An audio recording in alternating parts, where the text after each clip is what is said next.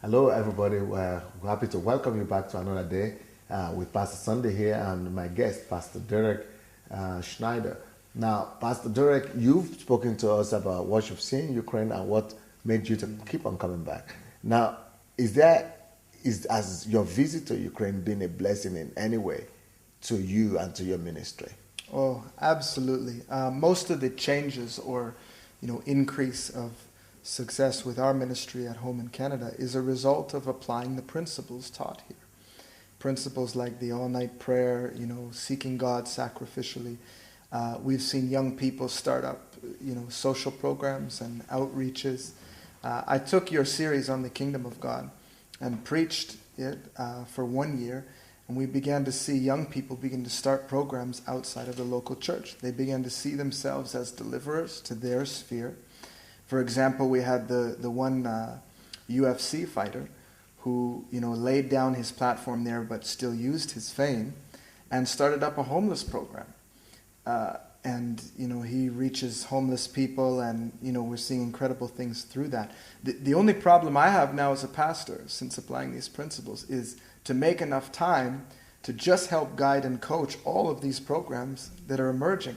Once a group of people see themselves as deliverers to society, you can't stop them because they discover why God gave them certain gifts, why the Lord has placed them in this sphere for such a time. They begin to see themselves as pastors. So now I see my job as just to equip them, help them discover their gifts, and propel them into society. We've seen incredible change. Even in the all-night prayer meetings, we'll see over 100 people gather to pray all night. Canada. This was unheard of, Pastor Sandey. It was unthinkable, and you had been instrumental in helping us. But I believe that if Ukrainians can pray all night, so can Canadians. And we took up the challenge, and I held a personal all-night prayer meeting that was horrible. It was so difficult.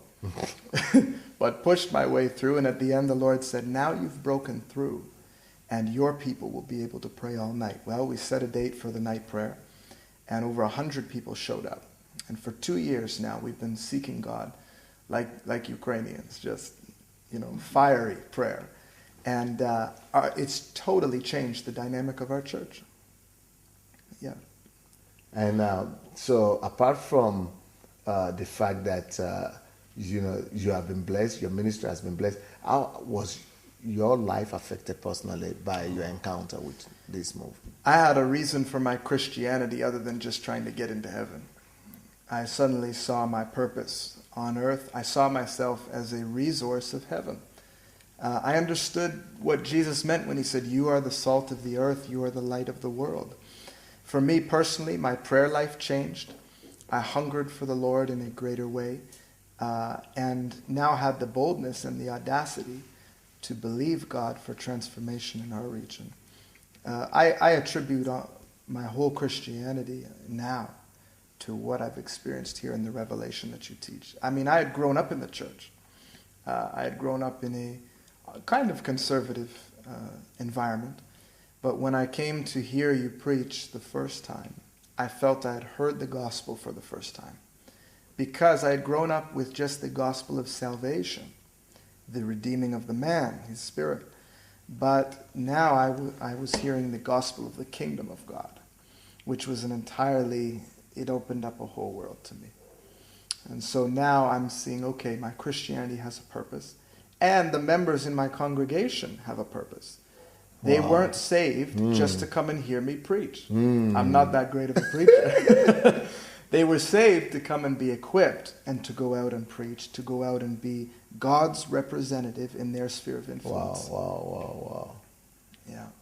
So we have one incredible example of a young lady who, she was a cell group leader, and she wanted to lay down her cell group to go be active in her establishment.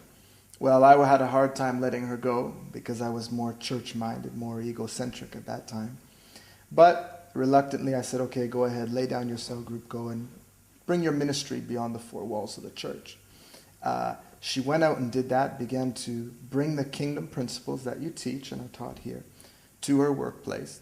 And 8 people got saved right at her work who now attend our church. I mean, this is the power of this thing, Pastor Sandey. I mean, if you want to see people saved, take the gospel out there.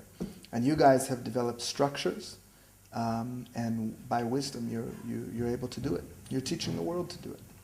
Thank you so very much. Well, it's a pleasure listening to Pastor Derek, and I'm sure we're going to continue listening to him tomorrow. God bless.